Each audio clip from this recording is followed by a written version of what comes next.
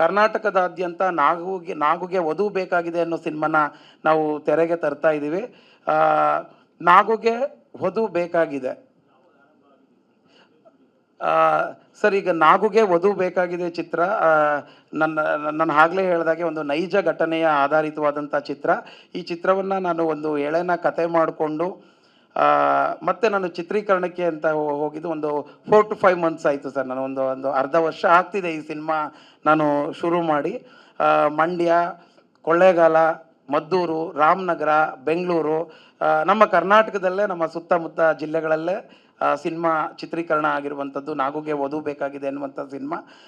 ಈ ಸಿನಿಮಾದ ಒಂದು ನಿಮಗೆ ಟೈಟ್ಲೇ ಹೇಳ್ಬಿಡುತ್ತೆ, ನಾಗುಗೆ ವಧು ಬೇಕಾಗಿದೆ, ಮದುವೆ ಆಗೋದಕ್ಕೆ ಹೆಣ್ಣು ಬೇಕು ಅನ್ನುವಂಥದ್ದನ್ನು ಟೈಟಲ್ಲೇ ಹೇಳ್ಬಿಡುತ್ತೆ ಅನ್ನುವಂಥದ್ದು.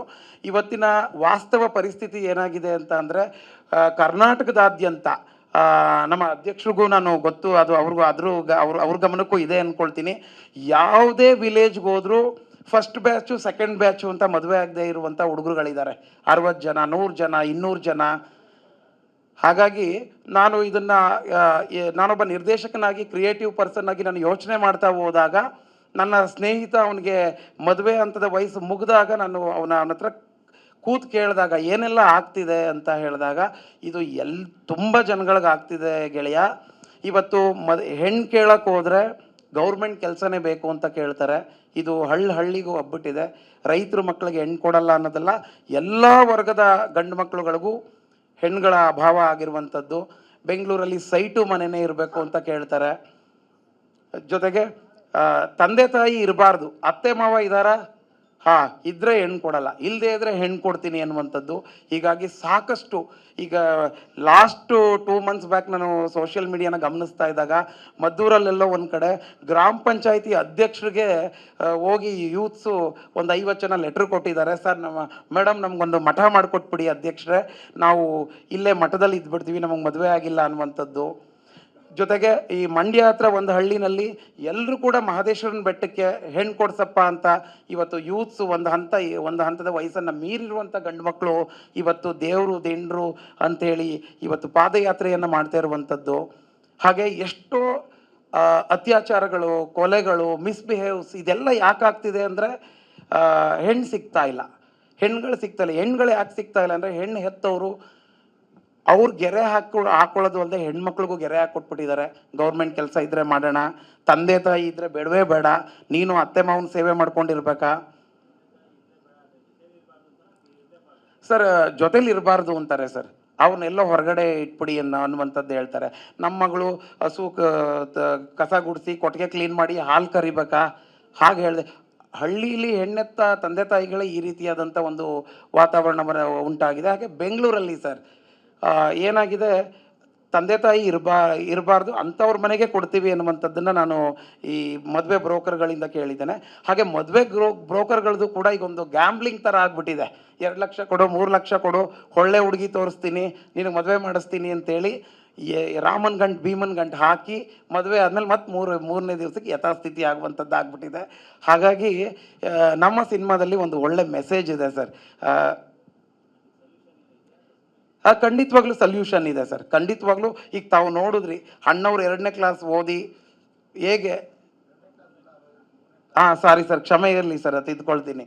3ನೇ ಕ್ಲಾಸ್ ಓದಿ ಅದನ್ನು ಮಾಡಿಸ್ತೀನಿ ಸರ್, ಅದನ್ನು ನಮ್ಮ ಎಡಿಟರ್ ಸರ್ಗೆ ಹೇಳಿ ಮಾಡಿಸ್ತೀನಿ ಸರ್.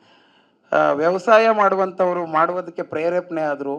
ಎಸ್.ಎಂ. ಕೃಷ್ಣ ಅವರು ಇಡೀ ನಮ್ಮ ಪ್ರಪಂಚನೇ ತಿರುಗು ನೋಡೋ ಹಾಗೆ ಬೆಂಗಳೂರನ್ನು ಮಾಡಿದ್ರು.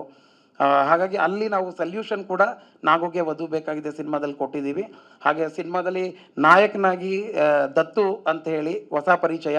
ತುಂಬ ಉತ್ತರ ಕರ್ನಾಟಕದ ಹುಡುಗ ಆದ್ರೂ ನಿಜವಾಗ್ಲೂ ತುಂಬ ಅದ್ಭುತವಾಗಿ ಅಭಿನಯಿಸಿದ್ದಾನೆ. ಯಾಕೆಂದರೆ ನಾನು 100 ಜನ ಉತ್ತರ ಕರ್ನಾಟಕದವ್ರನ್ನ ನೋಡ್ತೀನಿ, ಅವ್ರಿಗೆ ಬೆಂಗಳೂರು ಭಾಷೆ ಅಷ್ಟು ಪರ್ಫೆಕ್ಟಾಗಿ ಬರೋಲ್ಲ. ಮೇಡಮ್ ಗೊತ್ತಿರುತ್ತೆ ಅವ್ರಿಗೆ, ಯಾಕೆಂದರೆ ಅವ್ರು ಉತ್ತರ ಕರ್ನಾಟಕದ ಪ್ರವಾಸನೇ ಜಾಸ್ತಿ ಮಾಡ್ತಾ ಇರ್ತಾರೆ.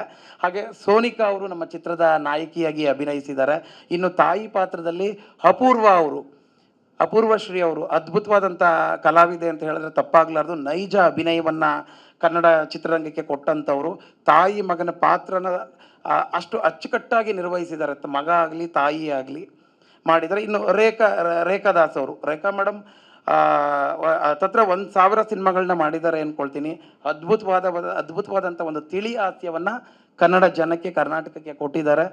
ತುಂಬ ಖುಷಿ ಆಗುತ್ತೆ. ಇನ್ನು ನಮ್ಮ ಎಡಿಟರು, ನಮ್ಮ ಮ್ಯೂಸಿಕ್ ಡೈರೆಕ್ಟ್ರು ಎಲ್ಲರೂ ಕೂಡ ಈ ಸಿನಿಮಾದಲ್ಲಿ ಅಚ್ಚುಕಟ್ಟಾದಂಥ ಕೆಲಸವನ್ನು ನಿರ್ವಹಿಸಿದ್ದಾರೆ ಅಂತ ಹೇಳೋದಕ್ಕೆ ನಾನು ಬಯಸ್ತೇನೆ. ಹಾಗೆ ಇನ್ನೊಂದು ನನ್ನ ಕೊನೆ ಹಂತದ ಮಾತಿಗೆ ಬರ್ತಾ ಇದ್ದೀನಿ. ಈ ಸಿನಿಮಾ ಈ ಒಂದು ಲೆವೆಲ್ಗೆ ನಿಲ್ಲಬೇಕಾದ್ರೆ, ಇಷ್ಟು ಚೆನ್ನಾಗಿ ಮೂಡ್ ಬರಬೇಕಾದ್ರೆ ಅದಕ್ಕೆ ಕಾರಣಕರ್ತರು ನಮ್ಮ DOP ಅವರು, ನಾಗರಾಜ್ ಸರು, ಕ್ಯಾಮ್ರಾಮನ್ ಅವರು, ಛಾಯಾಗ್ರಹಣ ಮಾಡಿದಂಥವ್ರು ಅವರು.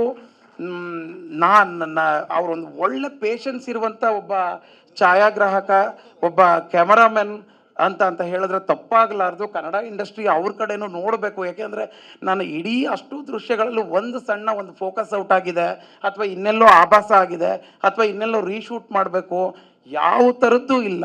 ಅಷ್ಟು ಅದ್ಭುತವಾದಂಥ ಕೆಲಸವನ್ನು ನಾಗುಗೆ ವಧು ಬೇಕಾಗಿದೆ ಚಿತ್ರಕ್ಕೆ ಮಾಡಿದ್ದಾರೆ. ಮೇಜರ್ ಸಪೋರ್ಟ್ ಮಾಡಿದ್ದಾರೆ ನನಗೆ. ಕ್ಯಾಮ್ರಾಮನ್ ಅವರು ಇಲ್ಲ ಅಂದಿದ್ರೆ ಈ ಸಿನಿಮಾ ಆಗ್ತಾ ಇರಲಿಲ್ಲ ಅನ್ನುವಂಥದ್ದು. ನಾಗುಗೆ ವಧು ಬೇಕಾಗಿದೆ.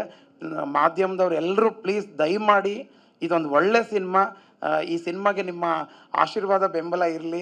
ಕರ್ನಾಟಕದಾದ್ಯಂತ ಇದೊಂದು ಹೆಸರು ಮಾಡೋದಕ್ಕೆ ಮಾಧ್ಯಮದವ್ರು ಮನಸ್ಸು ಮಾಡಬೇಕು. ಯಾಕೆಂದರೆ ಇದು ಸಾಮಾಜಿಕ ಕಳಕಳಿಯುಳ್ಳ ಸೋಷಿಯಲ್ ಅವೇರ್ನೆಸ್ ಇರುವಂಥ ಚಿತ್ರ. ಹೆಣ್ಮಕ್ಳು, ಗಂಡು ಮಕ್ಳುಗಳ ಸಮಸ್ಯೆಗಳಿಗೆ ಒಂದು ಸಲ್ಯೂಷನ್ ಇರುವಂಥ ಚಿತ್ರ. ದಯಮಾಡಿ ಇದನ್ನು ಮನೆಗೂ ತಲುಪಿಸೋ ಕೆಲಸವನ್ನು ನನಗೆ ಮಾಧ್ಯಮದವರೇ ಮಾಡಬೇಕು. ನನಗೆ ಅವ್ರು ಬಿಟ್ಟರೆ ಇಲ್ಲ ಅಂತ ಅನ್ನೋದನ್ನು ನಾನು ನಾನು ಒಬ್ಬ ಸಣ್ಣ ನಿರ್ಮಾಪಕನಾಗಿ ನಾನು ಕೇಳ್ಕೊಳ್ತಿದ್ದೀನಿ. ದಯಮಾಡಿ ನಂಗೆ ಸಪೋರ್ಟ್ ಮಾಡಿ. Thank you. ಒಳ್ಳೆಯದಾಗಲಿ. ಹಾಂ ಸರ್, ಅದೇ ಇವತ್ತು ಮುಂದುವರೆದ ಪ್ರದೇಶಗಳಾಗ್ಬಿಟ್ಟಿದೆ ಸರ್. ಇವತ್ತು ಸ್ವಾವಲಂಬಿ